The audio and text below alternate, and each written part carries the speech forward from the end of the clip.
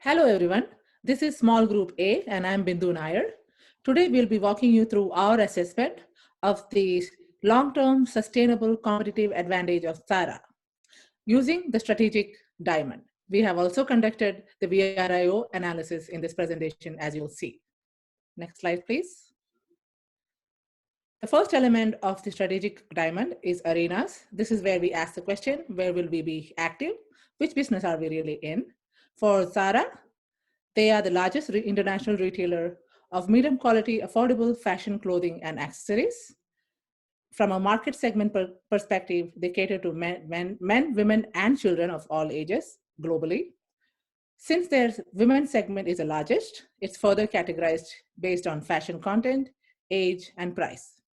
From a geographic area perspective, they are present in 32 countries and they have prime locations in sophisticated upscale markets. The core technologies that we have identified for Zara are rapid product turnover, high frequency information gathering, standardized reporting systems, consumption information system. And my teammates will provide you additional information on all of these in subsequent slides. From a value creation stage perspective, they play in the product design, manufacturing, distribution, and sales space. With that, I'll hand it over to Nancy. Thank you, Bindu. Vehicles. How we get there. Zara sees the opportunity for expansion into new international markets using clear and articulated strategies to expand their global presence. Market selection. Opening flagship stores along well-known shopping corridors. After opening in a new country, Zara studied local markets aiming for rapid expansion, adding stores in adjoining areas. They had no advertising or local warehouse cost, only headquarter cost. Zara chose countries similar to Spain with minimum level of economic development and relatively easy to enter. International expansion started with the opening of a store in Oporto, Portugal in 1988. Zara's marketing highlighted the products made in Europe, facilitating the entry into new markets in 3 ways. Using company-managed stores. It was used in key high-profile countries with high growth potential and low business risk. The stores entailed the greatest commitment of resources, including management time. Franchises.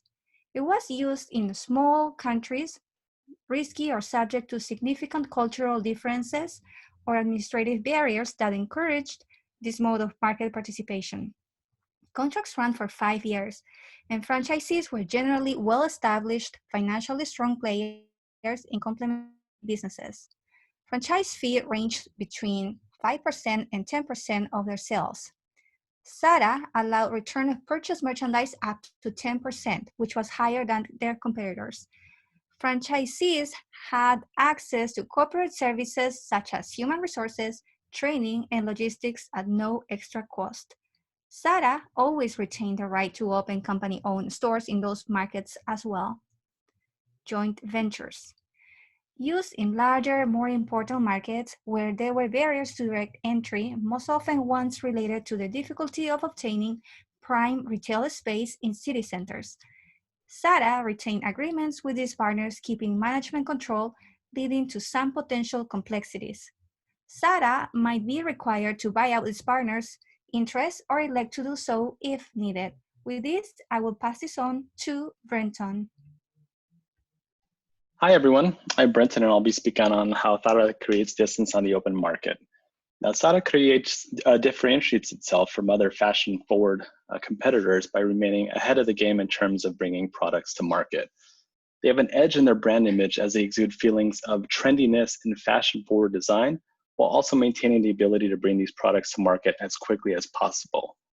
Now to accomplish this, Zara has incorporated 6 internal buying seasons, whereas traditional retailers in the industry only offer 4. And also, unlike its competitors in the Gap or H&M, Zara enjoys much more frequent interaction with their own customer base, who often visit their stores 17 times per year on average, whereas Gap and H&M only has their customers visit their locations 3 or 4 times per year. Zara's trendy brand image was also fortified through their dedication to customizing their products around what the market desired in that current moment. They accomplished this through twice per week deliveries to bring new products into each store, and these products had a maximum shelf life of only 4 weeks. Thus, Zara was able to continually draw curious and impulsive customers into the store by growing the threat of product scarcity. Additionally, Zara's ability to draw customers through the door was driven by average to sub-average product reliability. Now, although this sounds counterproductive, Zara's customers' dedication to remain in fashion and in vogue made this somewhat easy for the company. Zara's products were designed to be worn only 10 times and forced their customers to continually turn over their own wardrobe inventories within their own homes. Now, within Europe's 406 stores, Zara's pricing can vary greatly. For example, in price-conscious Germany, prices are a lot lower than in fashion-conscious France and Italy, where buyers would pay a premium to be in vogue. Now, outside of Europe, pricing at Zara's 101 stores across the Middle East, Asia, and in the Americas were also based on socioeconomic factors, but Zara also had the luxury of marketing their products as a mid to premium offering, which was imported from Europe, the world's fashion leader. This helped to also account for marginally higher transportation costs via air freight, whereas shipping within Europe occurred via trucking. Additionally, Zara also differentiates itself by testing new designs in small pilot locations, which leads to a very low 1% product failure rate on the open market versus an industry average of 10% product failure. Now with that, I'll go ahead and pass it on to Sheena. Thank you, Brenton. My name is Sheena, and I'll walk you all through staging. As for staging, or Zara's speed and sequence of moves, the company took an initial approach in expanding its stores first within its domestic market.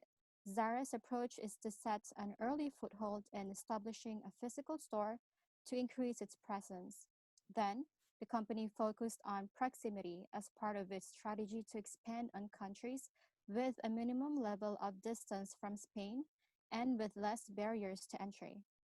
Once Zara understood the internationalization, the company grew even stronger in increasing its international expansion by adding more stores to establish within a year. Zara used the old stain technique, a pattern strategy where Zara opens a flagship store in the country to gain familiarity of the operations of the market and use that as a leverage to expand even further. In metrics, between 1992 to 1997, Zara entered one country per year. 7 of those were European countries. In 1998 to 1999, 16 more countries have been added rapidly, and by the end of 2001, France had a total of 67 Zara stores. I'll hand you all to Tani. Thank you, Sheena. Looking at Zara's economic logic answers the overarching question, how will we obtain our returns? Drilling down into the 4 key areas reveal several examples. Scale advantages. Zara's location, their headquarters, were located in the corner of Europe, very important to manage transportation costs and kept them in close proximity to low-cost, skilled, and apparel workforce. They shortened and vertically integrated their supply chain by making major investments in manufacturing logistics, including just-in-time manufacturing, a 130,000 square meter warehouse, and a telecommunications system connecting their headquarters and supply, production, and sales locations.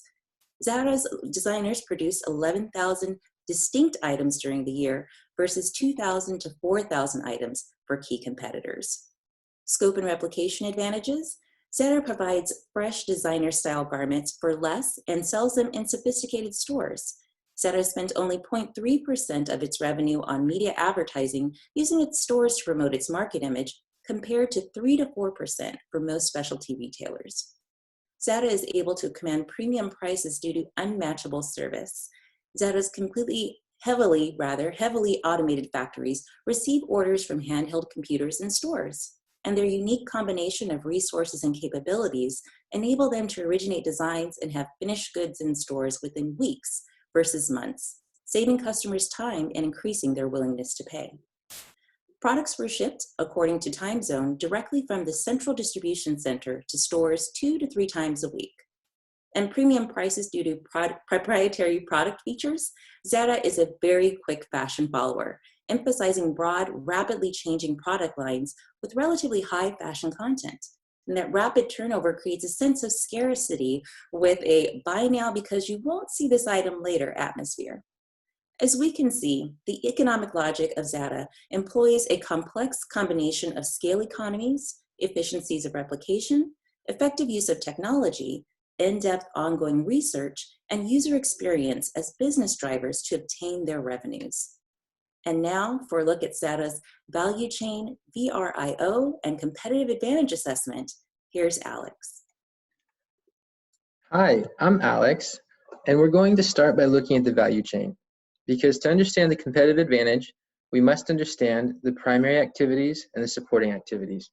You'll see below the primary activities, which include inbound logistics, operations, outbound logistics, marketing and sales, and service. And then above, the supporting activities, which help give weight to these primary activities. These activities below include what they're specialized at or what they're good at. And you can see for inbound logistics, the GIT system for order replacement and quick feedback loop is important. However, does it make it a competitive advantage? And to look at that, we need to use the VRIO analysis. Using the VRIO analysis, we take each of these above activities and put it into a list with a number. And each of these activities are then rated on a scale from 1 to 5. And our team evaluated each of these capabilities and decided if they were valuable, rare, inimitable, or exploited by the organization. After they were evaluated, they were then ranked on whether they were high or low in the offensive or defensive category. For those that were rated, we then used a offensive and defensive matrix, where we then placed them on the matrix.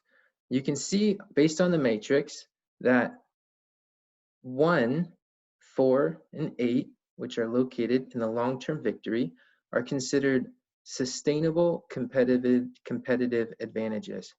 And this includes the just-in-time system, carefully timed selling, attractive stores in prime locations, and positive word of mouth, and heavily automated manufacturing plants, standardized reporting system.